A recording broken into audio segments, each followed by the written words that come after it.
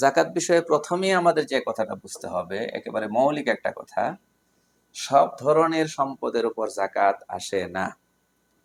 সব ধরনের সম্পদের উপর জাকাত আসে না, সীমিত কয়েকটা ক্যাটাগরির সম্পদের উপর জাকাত আসে।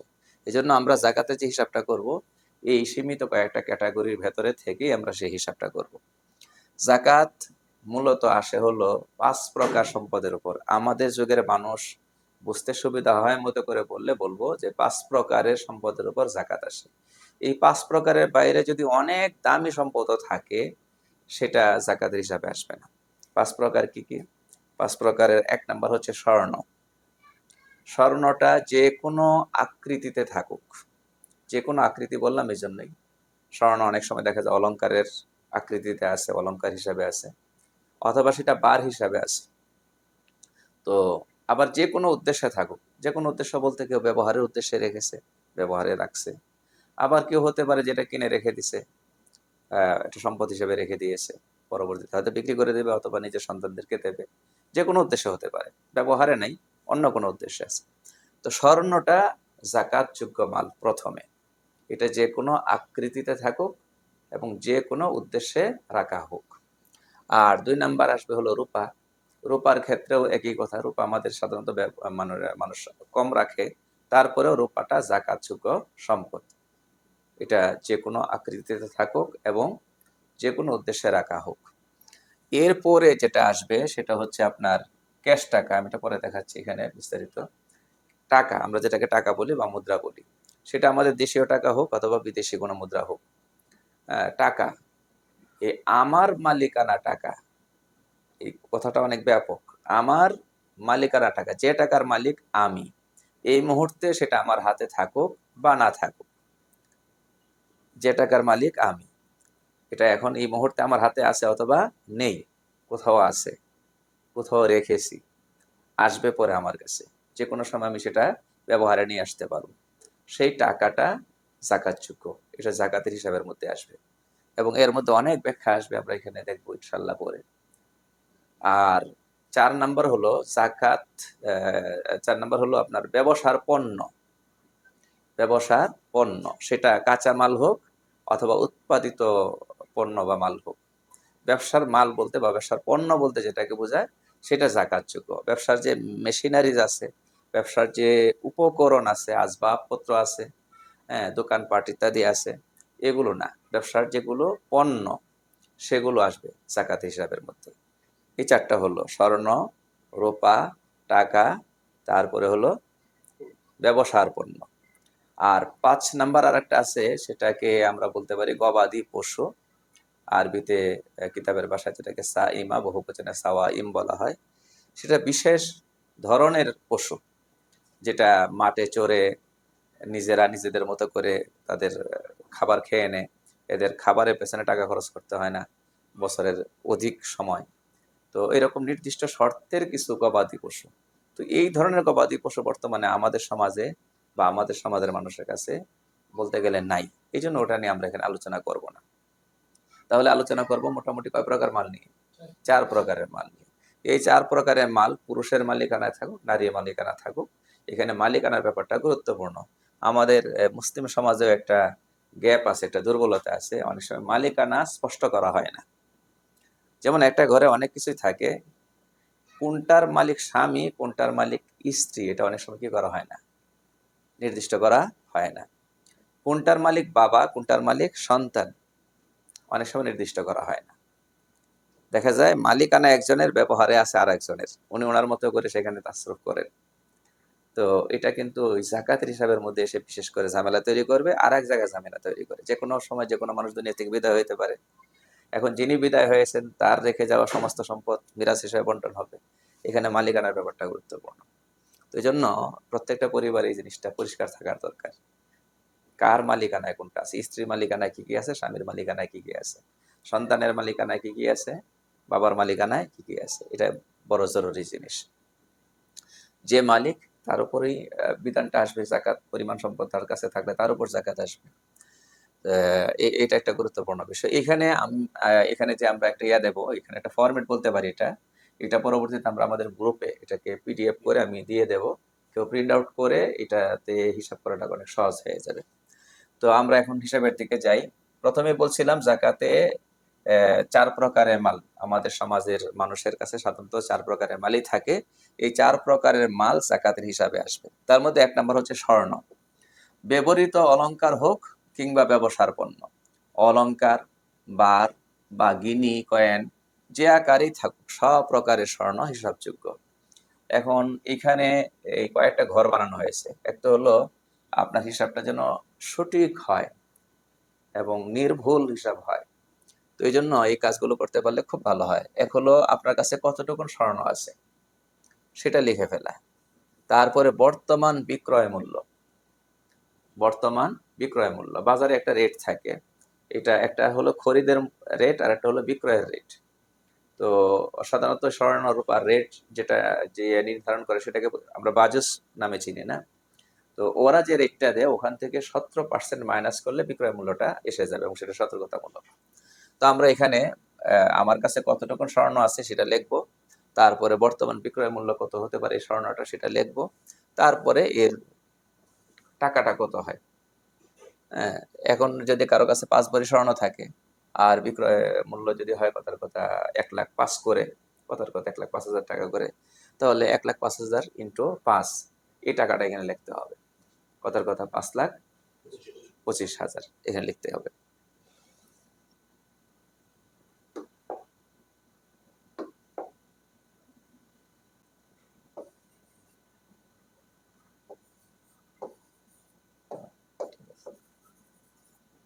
তো এই 5,25,000 হয়ে গেল। তো এইভাবে করে সামনে যেতে হবে। এখানে আমি সব লিখে লিখে দেখাতে পারবো না, একটু সিস্টেমের সমস্যা হয়। তো এরপরে মনে করেন রূপা। তো রূপা এখন কারো কাছে থাকতে পারে, পুরুষ হলে রূপা নাও থাকতে পারে, নাই খালি থাকবে এই ঘর, আছে লেখা হবে, নাই খালি থাকবে। তো রূপা মহিলাদের অনেক সময় থাকে, তাদের অনেক সময় দেখা যায় অনেকের নুপুর থাকে, অথবা অনেকেই দেখা যায় ওই যে পায়ের আঙ্গুলে তো অনেক সময় রূপার আংটি ব্যবহার করে, যদি থাকে আর কি। তো এখানে কতটুকুন আছে, দাম কত লিখবে।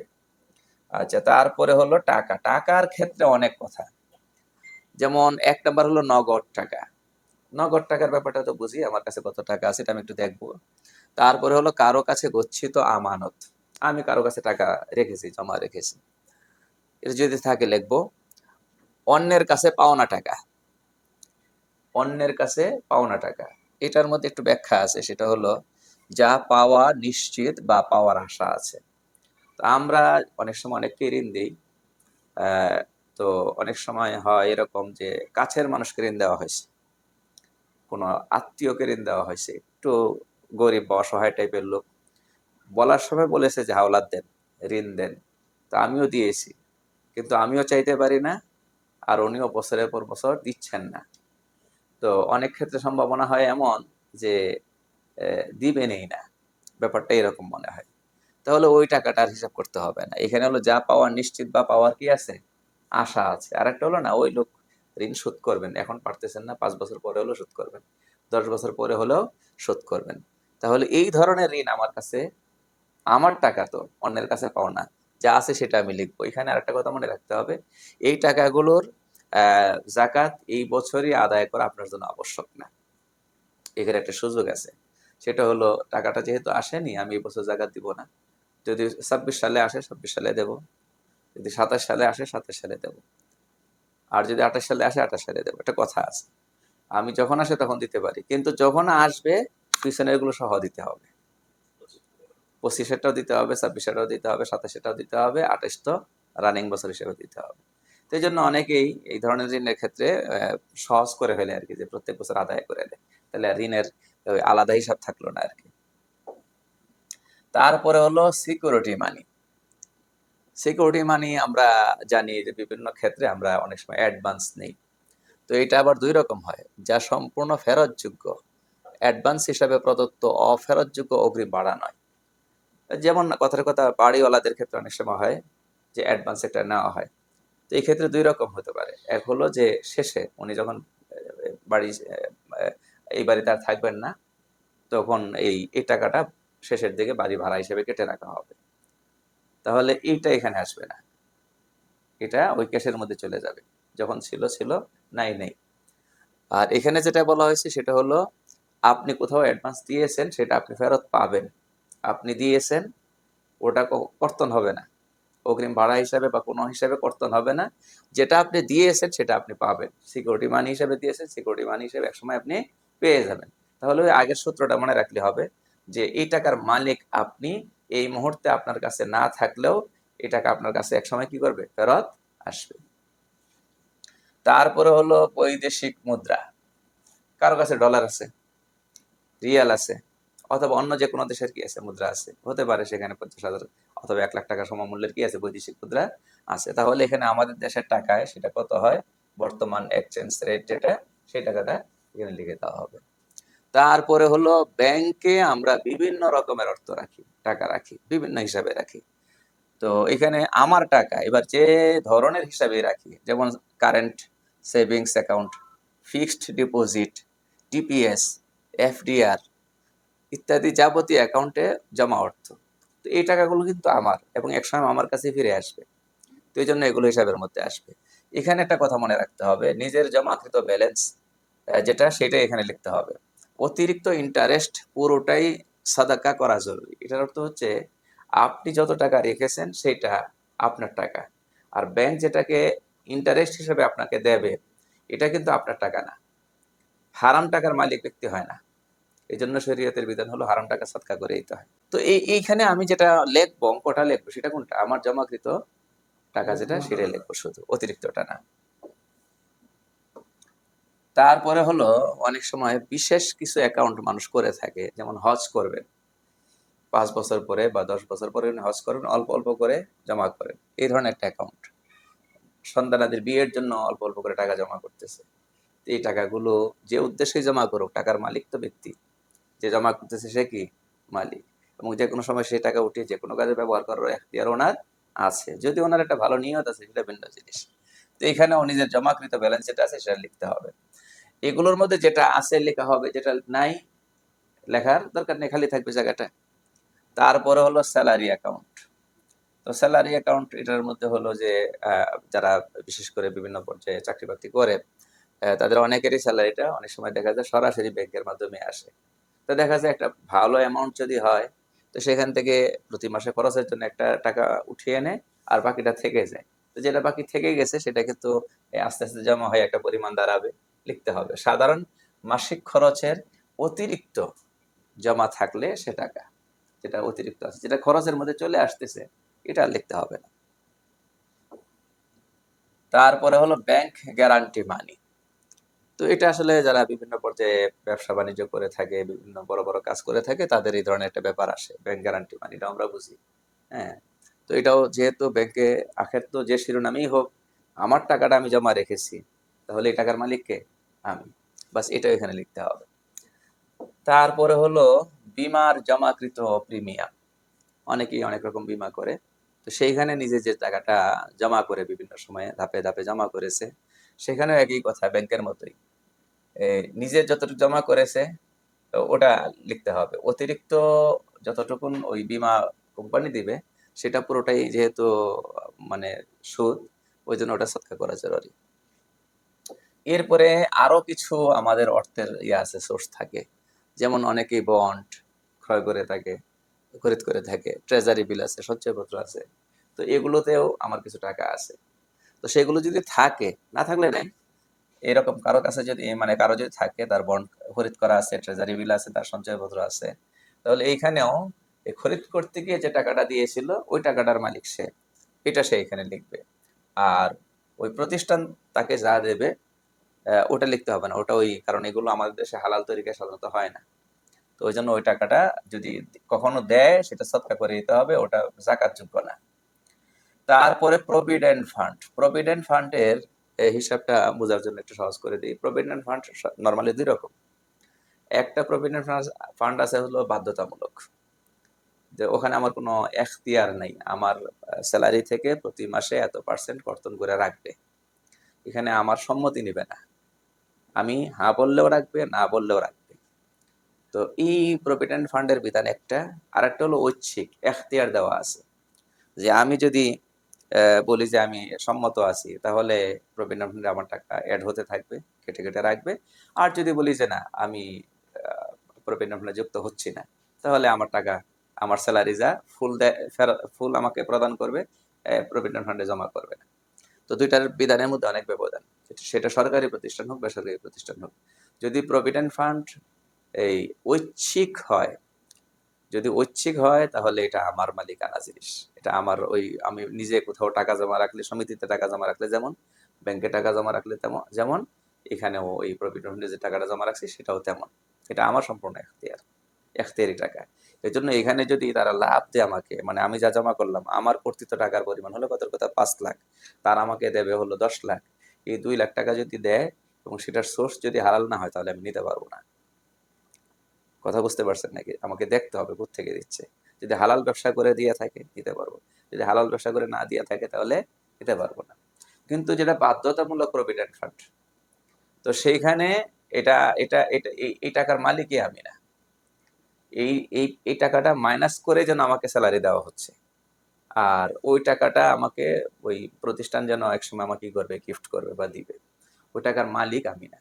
এই জন্য ওই টাকার সাথে তারা যেটা অ্যাড করবে, যদিও বলতেছে আমার স্যালারি থেকে এত% করে কেটে রাখতেছে প্রতি মাসে, হ্যাঁ, এরপর এটার সাথে আবার 5 বছর পরে, 10 বছর পরে, 20 বছর পরে আমার চাকরির মেয়াদ শেষ হলে পরে আরো যেটা অ্যাড করে দিবে, এই অ্যাড থেকে করবে না আমার দেখারও জিনিস না, ওটা আমার জন্য হালাল, কারণ সম্পূর্ণ টাকা ওই প্রতিষ্ঠান যেন আমাকে দিচ্ছে। তো ওটার হিসাব আলাদা। এখানে যেটা হিসাব হবে সেটা কোনটা, যদি ঐচ্ছিকটা হয়, যদি ঐচ্ছিক হয়, বাধ্যতামূলকভাবে কেটে রাখা অংশের বিগত বছরে জাকাত দিতে হবে না, টাকা হস্তগত হওয়ার পর থেকে হিসাব শুরু হবে। এটা বুঝছেন?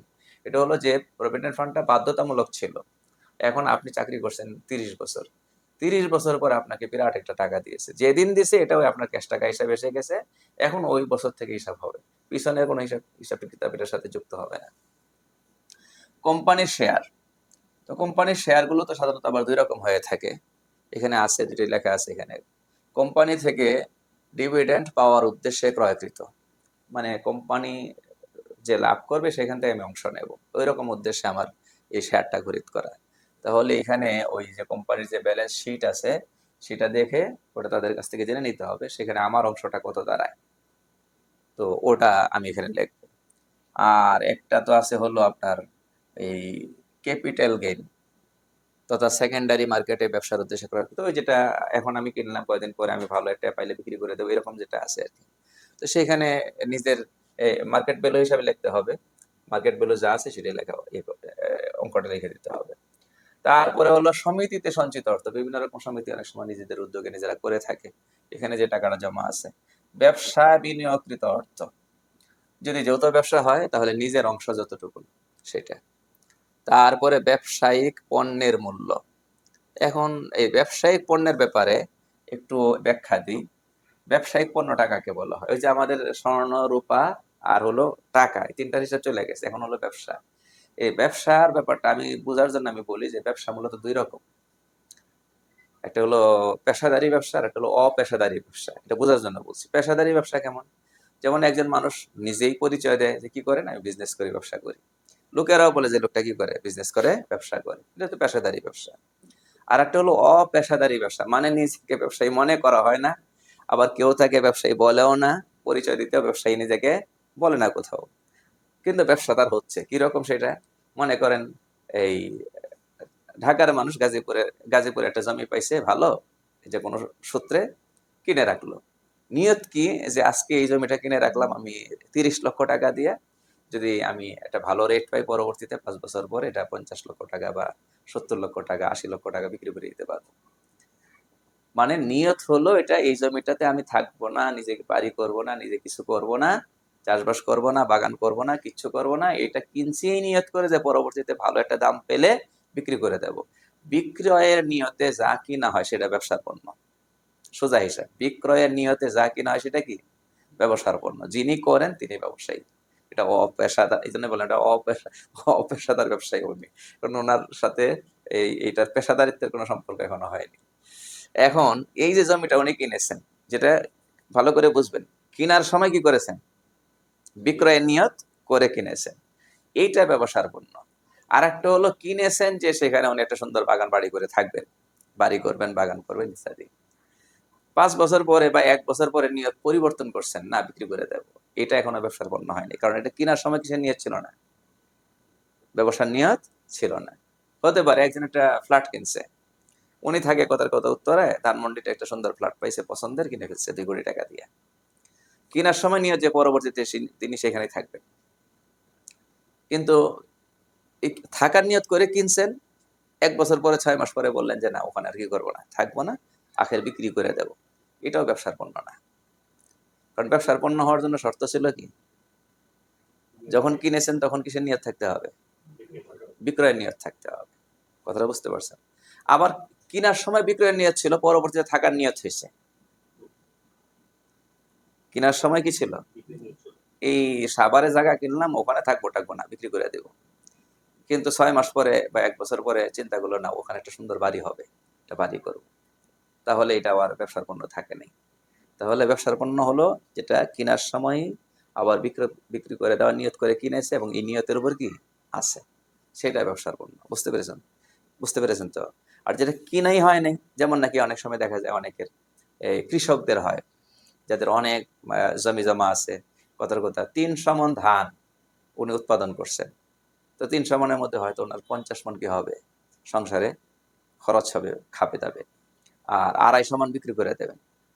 তো ওইটা কিন্তু বিক্রি করে দেবেন নিয়ত থাকলেও এটা ব্যবসার পণ্য না। যখন বিক্রি করবেন তখন টাকাটা কি হবে, হিসাবের মধ্যে আসবে, ক্যাশ টাকার মধ্যে আসবে। যতদিন না বিক্রি করেছেন এটা ব্যবসার পণ্য বলে গণ্য হবে না, কারণ এখানে উনি এটা কিনে নেই নাই। কারণ ব্যবসার পণ্য হওয়ার জন্য কি জরুরি, কিনতে হবে এবং বিক্রি করে দেওয়ার নিয়তে কিনতে হবে।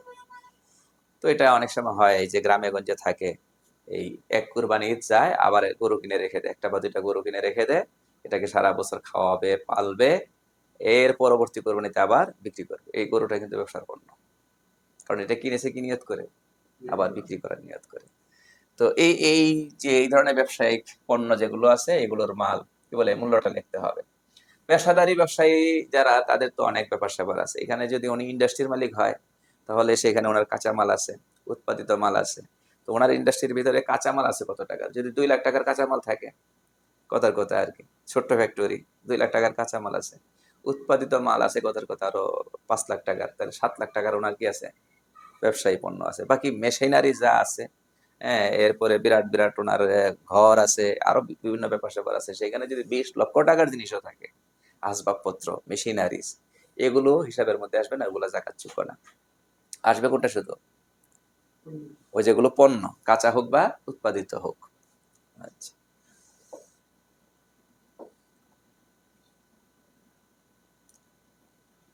এখানে আরেকটা, ও আচ্ছা, আমি তো ব্যবসার মধ্যে চলে গেছি, এখানে কিন্তু আসলে চলতেছিল ব্যবসায় পণ্য, এই টাকার হিসাব চলতেছিল। এটা মূলত ছিল ব্যবসায়িক পণ্যের বকেয়া মূল্য। এটা হলো যে বাকিতে মাল বিক্রি করছে, বাকিতে মাল বিক্রি করছে, এখানে টাকাটা আবার 2 রকম, যেটা পাওয়ার আশা আছে অথবা যেটা পাওয়ার আশা ছেড়ে দিয়েছে। যেটা পাওয়ার আশা আছে সেটার অঙ্ক লিখতে হবে, যেটা পাওয়ার আশা নেই সেটা লিখতে হবে না, ওটা ওই এমনি ক্যাশ টাকা ঋণ দেওয়ার মতোই আর কি। তারপরে হলো বাড়ি ভাড়া, গাড়ি ভাড়া ইত্যাদি বিবিধ উৎস থেকে অর্জিত আয়ের সঞ্চিত অর্থ। তো এগুলো যদি উপরে কোনোটাতে না গিয়া থাকে, তাহলে এখানে একটা অঙ্ক লিখতে হবে যে আমি বাড়ি ভাড়া পাচ্ছি এত, গাড়ি ভাড়া পাচ্ছি এত, ইত্যাদি ইত্যাদি। ব্যবসায়িক পণ্যের ব্যাপারটা এই যে এখানে আসছে, ব্যবসায়িক সম্পদ, এটার ব্যাপারে একটু আগে আমি বলছি। ব্যবসার উদ্দেশ্যে ক্রয়কৃত জমি, প্লট, যে যা কেনাই হয়েছে বিক্রি নিয়তে, এটা বিক্রয় মূল্যটা, বর্তমান মূল্য কিন্তু লিখতে হবে। এই জন্য কেনার সময় যদি কথার কথা 20 লাখ টাকা দিয়ে কিনে থাকে, আর এখন যদি বাজার মূল্য হয় কথার কথা এটার 40 লাখ, তাহলে 40 লাখই লিখতে হবে। তাহলে এরপরে ব্যবসার জন্য ক্রয়কৃত ফ্ল্যাট, বাড়ি, যা কেনাই হয়েছে বিক্রির নিয়তে, ভাড়ায় প্রদত্ত ফ্ল্যাট বা বাড়ি নয়। বাড়ি কিনছে একটা, ভাড়া দিয়ে রাখবে, ফ্ল্যাট কিনছে ভাড়া দিয়ে রাখবে, এটা কিনা ব্যবসার পণ্য না, এটা ব্যবসার উপকরণ হয়ে গেছে। বাড়ি বানায়া, বাড়ি কিনছে, বানাইছে, ভাড়া দিয়া, ভাড়া দিবে, তাহলে এটা ব্যবসার উপকরণ হয়েছে, এটা গাড়ি কেনার মতো আর কি।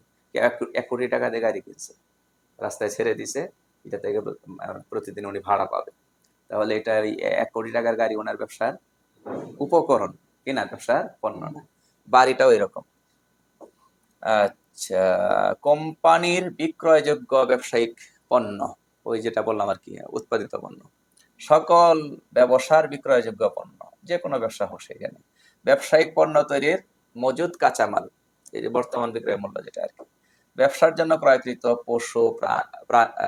পশু প্রাণী, গরু হতে পারে, ছাগল হতে পারে, মাছ হতে পারে, মুরগি হতে পারে, নানান কিছু, এগুলো সব যোগ করতে হবে। তো এগুলো যদি আলাদা আলাদা যোগ করতে চায়, স্বর্ণ কত টাকার আছে, রূপার কত টাকা আছে, তারপরে হলো আপনার ক্যাশ কত টাকা আছে, ওখানে একটা টোটাল হয়ে যাবে। ব্যবসার মাল যেগুলো আছে সেগুলো হবে। আখের কি হলো, মোট জাকাত যোগ্য সম্পদ, এই সবগুলো যদি, এই যে এখানে যে আমাদের এতগুলো ঘর আছে, প্রত্যেকেই সব ঘর পুরা করতে হবে তা না, কারণ সবার কাছে সব কিসিমের কি থাকবে না, মাল থাকবে না। যেগুলো আছে সেগুলো লিখবে, লিখে একটা যোগ টানতে হবে। তারপরে যোগ টেনে যা হয় এটা এখানে লিখে দিল, এটা একটা হিসাব গেল, আমার কাছে মোট কথার কথা জাকাত যোগ্য মাল এত টাকা আসলো। এরপরে এটা থেকে মাইনাসের একটা ব্যাপার আছে। জাকাতের সম্পদ থেকে বিয়োগযোগ্য ঋণ, আমরা জানি ঋণকে মাইনাস করতে হয়। এখন এখানে মনে করেন এই সবগুলো হিসাব করা হয়েছে, যা যা আছে তাতে কত কথা 5 লক্ষ টাকা হয়েছে। আমি ছোট্ট অ্যামাউন্ট দেখালাম আর কি, অনেকে তো 5 কোটিও হইতে পারে। ছোট্ট অ্যামাউন্ট হলে মনে করেন 5 লাখ টাকা হয়েছে। এখন ওনার আবার কি আছে, বিভিন্ন কিসিমের ঋণ আছে 2 লাখ টাকা। এখন ঋণ বলতে কোন ঋণগুলো মাইনাস হবে, এটা একটা ব্যাপার আছে। ঋণের ধরন, সাংসারিক প্রয়োজনে গৃহীত ঋণ, সংসার চালানোর জন্য অনেক সময় ঋণ করা হয়, কত টাকা ঋণ লিখতে হবে।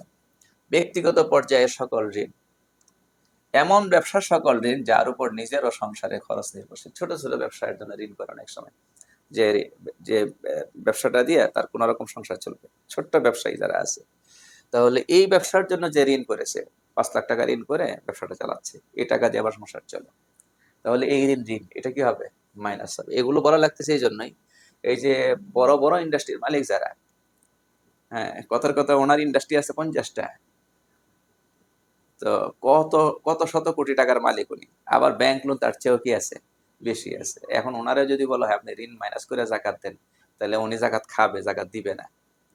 কারণ অনেকের অবস্থা এরকম, কথার কথা ওনার 500 কোটি টাকার কি আছে, সম্পদ আছে, আর দেখা যায় কথার কথা 600 কোটি টাকা ব্যাংক লোন আছে, তাহলে উনি জাকাত খাবে না, জাকাত দিবে, খাওয়ার যোগ্য। কিন্তু এটাই যদি ধরা হয় তাহলে হবে না আবার, কারণ ওনার এই যে স্ট্যাটাস, ওনার চলাফেরা, ওনার খাওয়া দাওয়া, ওনার সবকিছু, এটা কিন্তু ওই যে জাকাত খাওয়া লোকের মতো করে না। এই জন্য ওখানে হিসাব করে এটা ভিন্ন আছে। পেছনের বকেয়া বাড়ি ভাড়া, ইউটিলিটি বিল, ট্যাক্স, অনেকের এরকম থাকে যে 3 মাসের বাড়ি ভাড়া আদায় করতে পারে নাই, তাহলে ওই টাকাটা বাড়ির মালিক পাবে। তারপরে মনে করেন ইউটিলিটি বিলটা আটকে আছে, 3 মাসেরটা আদায় করে নেই, এটা জমা হবে। ট্যাক্স দেয় নাই, যেটা বকেয়া হিসেবে জমা হয়ে আছে, দেওয়া লাগবে, এগুলো ঋণ মাইনাস হবে। জাকাত বর্ষের ভেতরে বকেয়া কর্মচারী বেতন ভাতা, আপনার অধীনে কর্মচারী আছে, এটা নিজের ড্রাইভার হোক, কাজের লোক হোক, অথবা দোকান আছে সেখানে কর্মচারী আছে, এদের কয়েক মাসে টাকা দেওয়া হয়নি, তাহলে ওরা আপনার কাছে পাও না, ওটা মাইনাস করতে হবে। ব্যবসায়িক লেনদেনের ঋণ, ব্যবসা করতে গিয়ে কিছু ঋণ হয়, সেটা দিতে হবে। আচ্ছা, পণ্য ক্রয় বা ভাড়া বাবদ কোনো ব্যক্তি বা প্রতিষ্ঠান থেকে যা পাবে, ব্যবসা করতে গিয়া জিনিস কিনছেন, পণ্য কিনছেন, অথবা ভাড়া বাবদ ওই দোকান ভাড়া দিতে পারেন নাই, সেটা আটকে আছে, হ্যাঁ, তো এইভাবে করে যে ঋণগুলো আছে সেগুলো মাইনাস হবে। এরপরে হলো আরেকটা ঋণ, যেটা দিকে ইঙ্গিত করছিলাম একটু আগে, ডেভেলপমেন্ট ঋণের যে অংশ জাকাতযোগ্য সম্পদ ক্রয়ের পেছনে ব্যয় করা হয়েছে। আপনি কথার কথা 200 কোটি টাকা লোন নিয়েছেন ব্যাংক থেকে ব্যবসা করার জন্য, তো এখন এই টাকাটা, এই 200 কোটি টাকার মধ্যে যেতে হয় 100 কোটি টাকা দিয়ে আপনি ওই যে কাঁচামাল কিনছেন 200 টাকার মধ্যে, তো কাঁচামালটা তো আমাদের হিসাবের মধ্যে এসে গেছে, কাঁচামাল খুদ কি জাকাতযোগ্য। তাহলে এই এই ব্যাংক এই লোনটা প্রবৃদ্ধির জন্য যে কি বলে ঋণটা করা হয়েছে, ডেভেলপমেন্টের জন্য যেটা করা হয়েছে, এটা আপনার সংসার চালানোর জন্য না, এটা আপনার নিজেকে বড় সম্পদশালী বানানোর জন্য। তো এখানে যে টাকাটা আপনি লোন করেছেন, ঋণ নিয়েছেন, নিয়া এর যে অংশটা জাকাতযোগ্য পণ্য খরিদ করার পিছনে বা উৎপাদন করার পিছনে ব্যয় করছেন, ওটা হিসাবের মধ্যে আসবে। ওটা হিসাবের মধ্যে কি আসবে, ডেভেলপমেন্ট ঋণের যে অংশ জাকাতযোগ্য সম্পদ ক্রয়ের পেছনে ব্যয় হয়েছে, ওই ঋণটা ধর্তব্য, এই ঋণটা কি ধর্তব্য, এটা এখানে হিসাবের মধ্যে আসবে। এটা মাইনাস হবে, মাইনাসের জন্য এটা, এই সবগুলো মাইনাস।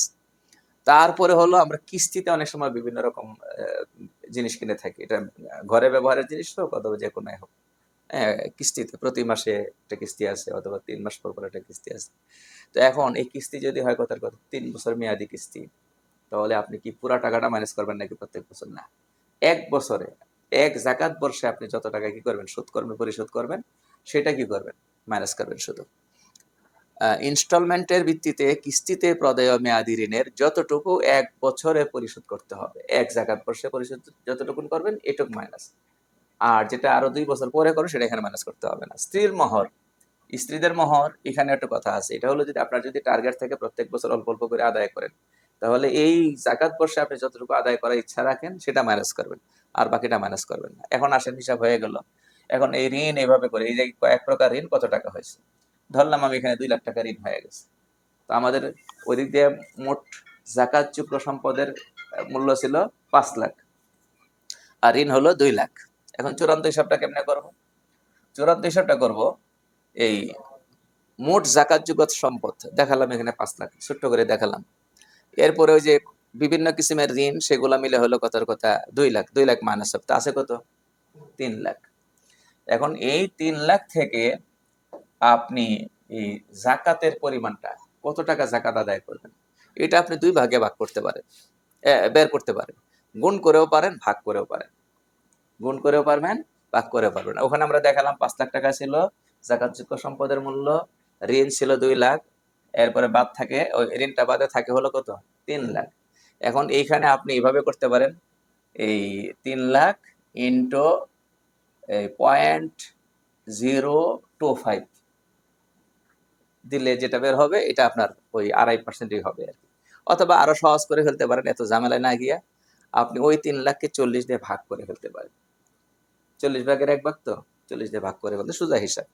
তো আমরা এখানে ওই 40 দিয়ে ভাগ করলাম, অথবা গুণ করলাম ওই যে 0.025 দিয়ে, কি হলো আমাদের ওই 7,500 হয়ে গেল। এখানে খুবই গুরুত্বপূর্ণ একটা বিষয় রয়ে গেছে, সেটা হচ্ছে যে এই আমাদের দেশের মানুষ এই জাকাতের জন্য, জাকাত বর্ষ হিসাবের জন্য তারিখটা ঠিক করে না। এটা কিন্তু গুরুত্বপূর্ণ জিনিস। রমজানে হিসাব করে। তো আমাকে কয়েকদিন আগে একজনে বলতেছিলেন, আমি রমজানে হিসাব করি কখন, কয় আমি এবং আমার ওয়াইফ দুইজনেই এই সময় দিতে পারি মতো একটা শুক্রবারে করি। তো এখন দুইজনের কিছু ব্যাপার থাকে, হিসাব কিতাব একসাথে করে ফেলে। এখন এই শুক্রবারে যে করেন আপনি, প্রতি বছর শুক্রবার তো কি হবে না, রমজানে মিলবে না আপনি যদি রমজানে আদায় করেন। এখন কোনো বছর রমজানের 12 তারিখ শুক্রবারে আপনি বসছেন, 15 তারিখ হইতে পারে 17 তারিখ শুক্রবারে বসছেন। তারিখটা জরুরি এই জন্যই, কারণ হলো আপনার জাকাত বর্ষ যেদিন পূর্ণ হবে, এই দিন আপনার মালিকানায় যত কি আছে জাকাতযোগ্য সম্পদ বা টাকা আছে হিসাব করতে হবে। কথা বুঝতে পারছেন? এই মনে করেন এই 15 তারিখ, রমজানের 15 তারিখ যদি আপনার জাকাত বর্ষ পূর্ণ হয়, ঠিক আছে, আর 16 তারিখ যদি কিছু টাকা আউট হয়ে যায়, হতেই পারে 16 তারিখ, 16 তারিখ কিছু টাকা আপনি বিভিন্ন জায়গায় দিয়েছেন, কোনো খাতে ব্যয় করছেন, আর আপনি হিসাব করতে পারছেন 17 তারিখ, তাহলে হবে কি, তাহলে এই যে কথার কথা, আপনি যদি 5 লাখ টাকা আউট করে থাকেন, তাহলে 5 লাখ টাকা আপনি 17 তারিখে আপনার হিসাবে নেই, অথচ এই 5 লাখ টাকার উপরও কি ছিল, জাকাত ছিল। যদি আপনি হিসাবে বসেন যেদিন, অসুবিধা নেই, আপনার হিসাব করতে হবে কোন তারিখের, জাকাত বর্ষ যেদিন পূর্ণ হয়। সেই জন্য ডায়েরিতে এটা লিখে রাখা জরুরি যে আমার কোন তারিখে জাকাত বর্ষ পূর্ণ হয়েছে। তো রমজান, আমি বলছি এটা পরে বলতেছি, জাকাত কোন নির্দিষ্ট মাসে ফরজ হয় না। জাকাত বর্ষ পূর্ণ হবে যেদিন, সেই দিন জাকাত ফরজ হবে। এটা হলো আপনাকে প্রথমে মনে রাখতে হবে। এটা কেমনি হিসাব করবেন, আপনি যেদিন প্রথমবারের মতো সম্পদের মালিক হয়েছেন, নেশাব পরিমাণ সম্পদের মালিক। নেশাবটা কি? নেশাবটা হলো যে আপনার মনে করেন এই যে 5 প্রকারের মালের কথা গেল এখানে, বা বিশেষ করে 4 প্রকারের মাল আমাদের কাছে থাকে। যদি কারো কাছে শুধু স্বর্ণ থাকে, তাহলে হিসাব করতে হবে 7.5 ভরি পরিমাণ আছে কিনা, আর কিছু নেই, শুধু কি আছে, স্বর্ণ আছে। কারো কাছে শুধু রূপা আছে, তাহলে হিসাব করতে হবে 52.5 তোলা পরিমাণ রূপা আছে কিনা। যদি মিক্স থাকে, কিছু স্বর্ণ, কিছু টাকা, কিছু প্রসার পণ্য, দুটা দুটা বা 2-এর অধিক মিক্স আছে, তাহলে আর ওই 7.5 ভরি 52.5 তোলা হওয়া জরুরি না। মিক্স যদি হয়, তাহলে দুইটার সমমূল্য একসাথে দেখতে হবে কত হয়। যদি 52.5 তোলা রূপার দাম পরিমাণ হয়ে যায়, এই যে আমাদের এই এখন চলতি সময়ে একটা হিসাব মতে আমাদের দেখা গেছে যে আপনার ৮৮,৮৮,০০০ টাকা যদি হয় তাহলে নেশাব পরিমাণ হয়ে যায়, মানে 52.5 তোলা রূপার দাম হয়ে যায়। তাহলে আপনার কাছে যদি কিছু স্বর্ণ থাকে, কিছু ক্যাশ টাকা থাকে, যার মূল্য কত দাঁড়ায়? ৮৮,০০০ বা তার চেয়ে বেশি। যেদিন আপনি প্রথমবারের মতো এই পরিমাণ সম্পদের মালিক হয়েছেন, ওই তারিখটা লিখে রাখতে হবে। ওই তারিখ থেকে আরবি হিসাবে, আরবি আর ইংরেজির মধ্যে বেশ কম আছে, 365, 356। তো আরবি তারিখটা লিখে রাখবেন। এই তারিখ থেকে পরবর্তীতে আবার যখন এই মাসের এই তারিখটা ঘুরে আসবে, মুহররমের 10 তারিখ, কথার কথা, আপনি এই 90,000 টাকার মালিক হয়েছেন। কত? ৮৮,০০০ বা 90,000 টাকার মালিক হয়েছে। তো আগামী বছর মুহররমের 9 তারিখ যখন আসবে, তখন আপনার কি হয়ে গেছে? জাকাত বর্ষ পূর্ণ হয়ে গেছে। তো আপনার ওই দিন থেকে ওই দিন হিসাব করতে হবে, ওই দিন আপনি কত টাকার মালিক। কথাটা বুঝতে পারছেন? এরপরে আপনি আদায় করতে গিয়ে, জাকাত যেহেতু যখন কি হয় ফরজ হয়, তাৎক্ষণিক আদায় করাটা ফরজ না, আপনি আগে পরে করতে পারতেছেন। তো এই জন্য আপনি যদি রমজানে যান তাহলে রমজানে হতে পারে। কারণ আমাদের দেশের মানুষের বেশিরভাগ হয় কি, সম্পদের মালিক যখন হয়েছিল তখন ওইসব হিসাব কিতাব চিন্তা টিন্তা কিচ্ছুই ছিল না। আল্লাহ পরবর্তীতে বুঝদান করছেন, যখন বুঝদান করছেন তখন রমজান থেকে শুরু করছে। তো ওনার যেহেতু অতীতের কোনো হিসাব নাই, চেষ্টা করবে পিছনে একটা সম্ভাব্য হিসাব টানার জন্য। আর যেহেতু রমজান থেকে শুরু করছেন, তবে যে রমজান থেকে শুরু করছেন লিখে রাখেন যে আমি প্রতি বছর রমজানে অমুক তারিখ জাকাত হিসাব করবো। তাহলে জিনিসটা কি হয়ে যাবে? হ্যাঁ, হ্যাঁ, কততম রমজান হলে হয়ে যাইতেছে, তাহলে হিসাবটা সহজ হয়ে যাবে।